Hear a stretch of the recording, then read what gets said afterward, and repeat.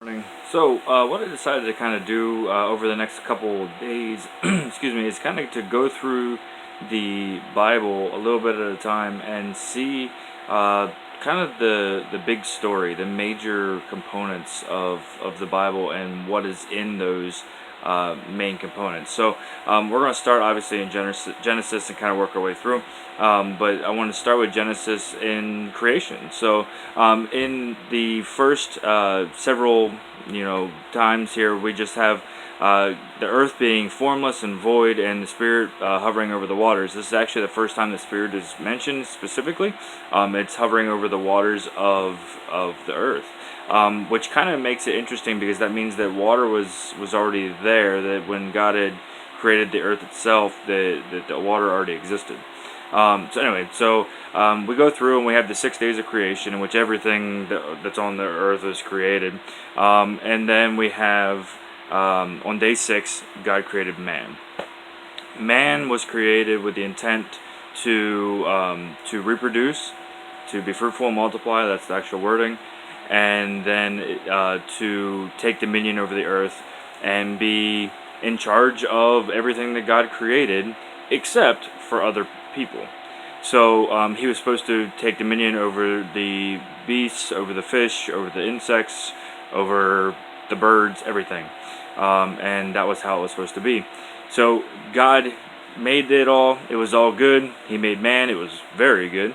And then eventually he made woman as well. As we know, after Adam named all the animals, he realized there was no suitable companion for man, so he made woman to be the suitable companion, which is great. Okay, so all that stuff happens, and God says, look, all this stuff that I made for you, all of it is yours. You can do anything you want. Just don't touch this one tree.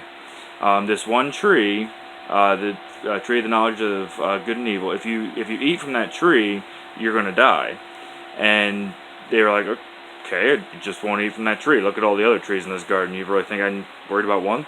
So they don't, eat of it, and they walk with God, and everything is good. And then we get the serpent, or Satan, that comes in the form of the serpent, and he comes to Adam and Eve and starts talking to them. And the first thing that kind of is strange to me is that the talking snake doesn't seem to astonish them. Like, all snakes talked, I guess. I don't know, or they were able to talk to them. The animals, I don't know. So anyway, just an interesting thought. So the talking snake wasn't a surprise. They just started talking with the snake, and the snake said, hey, is it true that you're not allowed to eat from this tree? And basically, it was Satan saying, hey, do you actually understand what God's talking to you about? Do you actually hear and understand God? Because they did, but he was questioning that. So he said, do you understand God saying that you're not allowed to eat from this tree? And they said, yeah, we're not allowed to eat from it because we'll die. And Satan goes, you're not going to die. Don't worry about that. You can eat from that tree. And Eve looks at it and goes, well, it does look good. So she eats of it, disobeys God, hands it to Adam, disobeys God.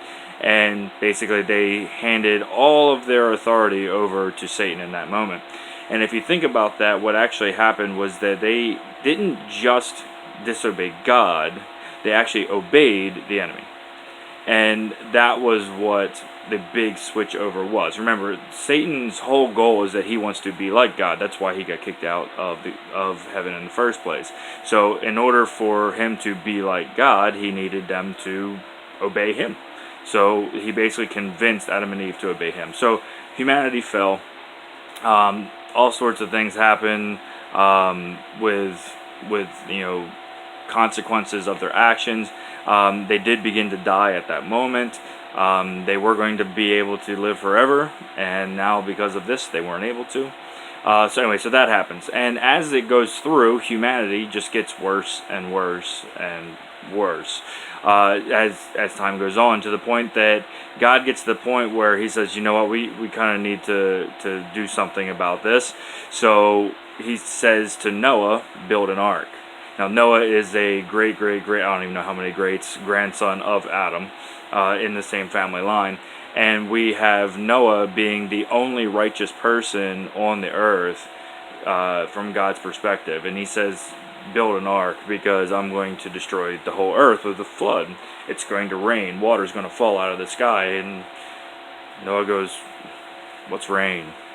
Because it had never rained before. God's perfect world, it hadn't happened. And he said, no, this water's going to fall out of the sky. Water's going to come up from the deep. And it's just going to flood the earth for a long, long time. And Noah goes, okay. So him and his son start building the ark, and you know the story, but they get ridiculed because, I mean, they're building this thing for years, and there's no rain, obviously, while they're building it. So they go, hey, you know, what are you building this ark for? What, this big boat you're building on land long way away from water? You know, what are you doing? And he says, well, God said that it's going to rain and it's going to flood the whole earth, and we're supposed to keep, you know, humanity going. And they laugh at him and say, no, that's not going to happen, and move on. So you guys know the flood comes, all the animals are on the ark, Noah and his family are on the ark, and everybody else is killed in the flood. And then we send out the dove, which, by the way, is always a symbol of the Holy Spirit, which is interesting. So you send out the dove. If it doesn't find a place to rest, the second time it comes back with an olive leaf in its mouth, and the third time it doesn't come back. So he knows that there's dry land.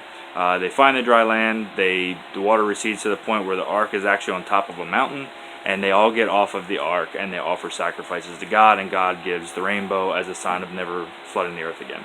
So that is a lot of stuff in the Bible in Genesis in just under 7 minutes. So anyway, so I wanted to let you know all that information. Tomorrow I'm going to talk a little bit more about what happened after Noah, and yeah, that's it. So if you like this video, please like it, share it, subscribe to the channel, everything like that, and I will see you tomorrow.